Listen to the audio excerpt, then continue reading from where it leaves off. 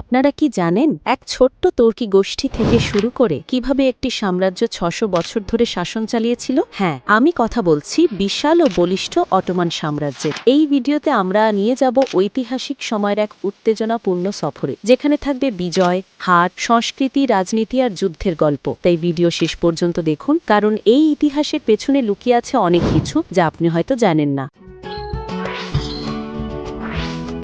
14 থেকে 15তম শতাব্দী।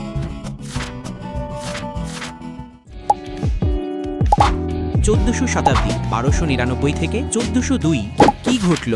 উসমান একজন আন্দাজ করলেন যে ছোট্ট একটা বসতি থেকে বড় কিছু তৈরি হবে। উত্তর পশ্চিম আনাতোলিয়ায় উসমান বেলিলিক প্রতিষ্ঠা করলেন, আর ধীরে ধীরে সাম্রাজ্যের বিস্তার শুরু হলো। কেন গুরুত্বপূর্ণ? 600 বছরের এক বিশাল সাম্রাজ্যের জন্ম এই সময়ে। গুরুত্বপূর্ণ তথ্য: ওসমান বিভিন্ন তুর্কমান গোত্রকে একত্রিত করলেন। 1326 সালে বুরসা জয় করে প্রথম স্থায়ী রাজধানী গড়ে তোলা হলো। বাইজেন্টাইন সীমানায় প্রবেশের মাধ্যমে পরবর্তী বিজয়ের মঞ্চ তৈরি হলো। মজার মতামত: কেউ কি জানতো ছোট্ট একটা সীমান্ত এলাকার রাজত্ব ইতিহাসের অন্যতম শক্তিশালী সাম্রাজ্যে পরিণত হবে? তথ্য: প্রারম্ভিক ওসমান শাসন ব্যবস্থা ছিল তুর্কি জনজাতির নিয়মকানুন আর বাইজেন্টাইন প্রশাসনিক পদ্ধতির মিশ্রণ, যা তাদেরকে অনেক বেশি নমনীয় করে তুলেছিল।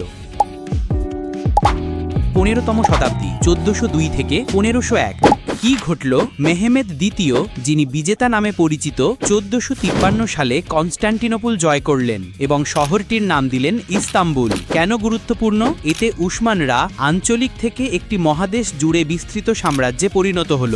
গুরুত্বপূর্ণ তথ্য: 1402 সালে তিমুর আনকারায় বাইজিদ কে পরাজিত করলে সাম্রাজ্য কিছু সময়ের জন্য স্থবির হয়ে যায়। 1451 সালে মেহমেদ দ্বিতীয় সিংহাসনে আরোহণ করে তৎক্ষণাৎ কনস্ট্যান্টিনোপলের ঘেরাওয়ের প্রস্তুতি নেন। বিশাল ক্যানান যেমন ব্যাসিলিকা বোমা থিওডোসিয়ান প্রাচীর ভেঙে দেয়। মজার মতামত: কনস্ট্যান্টিনোপলের পতন ছিল মধ্যযুগীয় বিশ্বের সবচেয়ে লাজবাব একটা মাইক্রোফোন ড্রপ। তথ্য: এই শহর তখন সাম্রাজ্যের রাজধানী হয়ে উঠলে ইউরোপ ও এশিয়ার নানা জ্ঞানী, শিল্পী আর ব্যবসায়ীরা এখানে সমবেত হন।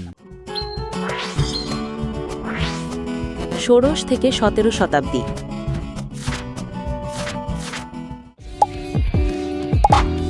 16 শতাব্দী 1501 থেকে 1600।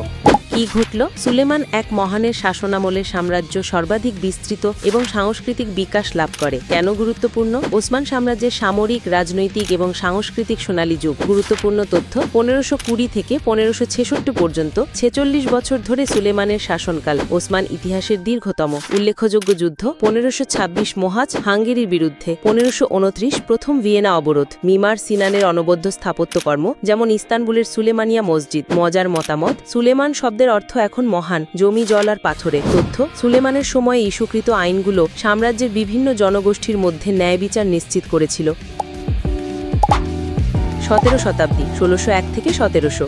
কি ঘটল? সামরিক পরাজয় শুরু হলো। বিশেষ করে 1683 সালে বিয়ের অবরোধ ব্যর্থ হয় এবং অভ্যন্তরীণ চ্যালেঞ্জ বাড়তে থাকে। কেন গুরুত্বপূর্ণ? অবিরাম বিস্তারের থেকে কৌশলগত প্রতিরক্ষা ও মন্থর অবনতির দিকে ধাপ। গুরুত্বপূর্ণ তথ্য: 1645 থেকে 1669 দীর্ঘ ক্রিটীয় যুদ্ধ ভেনিসের বিরুদ্ধে অর্থনৈতিক চাপ সৃষ্টি করে। 1683 দ্বিতীয় ভিয়েনা অবরোধে পরাজয়, যার ফলে হোলি লীগ কাউন্টার অফেন্সিভ শুরু হয়। 1699 কার্লোভিটাজ চুক্তিতে ব্যাপক ইউরোপীয় অঞ্চল হারাতে হয়। মজার মতামত: সেঞ্চুরি জয়ের পর 1683 পরাজয় ছিল একটা জোরালো ধাক্কা। তথ্য: এই সময় অর্থনৈতিক চাপ আর রাজবাড়ির ষড়যন্ত্র ধীরে ধীরে ক্লাসিক্যাল দেবশির্মে জনিসারি পদ্ধতি নষ্ট করে দেয়।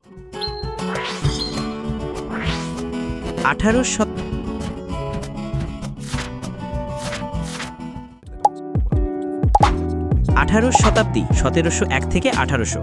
কি ঘটল? বিভিন্ন সংস্কার প্রচেষ্টা, যেমন টিউলিপ যুগ এবং আরও ভূমিহ্রাস। কেন গুরুত্বপূর্ণ?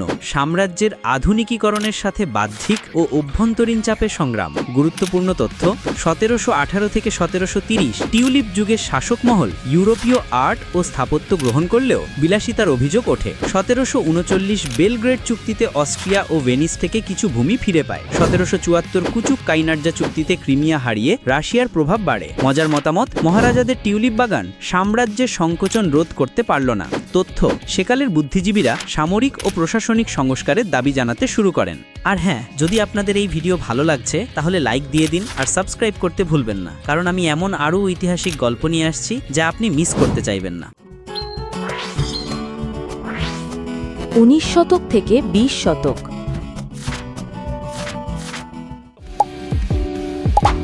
1900 শতাব্দী 1801 থেকে 1900 খ্রিস্টাব্দ।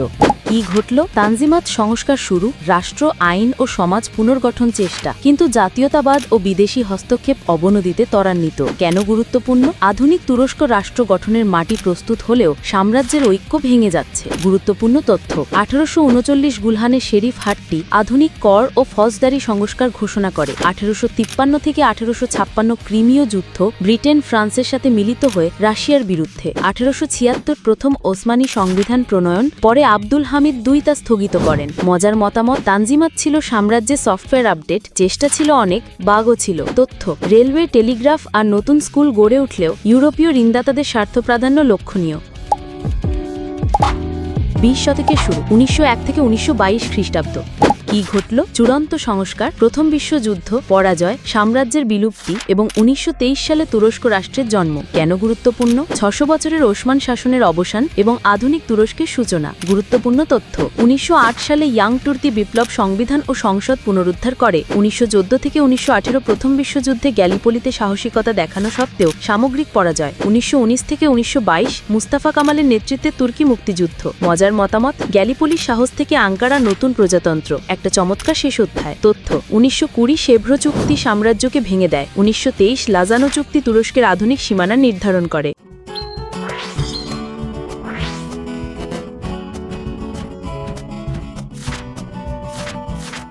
অটোমান সাম্রাজ্যের উত্থান পতন দেখে আমরা বুঝতে পারি ইতিহাস কতটা চমকপ্রদ হতে পারে। যদি আপনি এই ভিডিওটি পছন্দ করেন তাহলে the rise and fall of the Roman empire a complete timeline ভিডিওটিও দেখুন, যেখানে আমরা নিয়ে গিয়েছিলাম আরেক বিশাল সাম্রাজ্যের গল্প। লিংক নিচে দেওয়া আছে, ক্লিক করে ইতিহাসের আরও গভীরে ডুব দিন।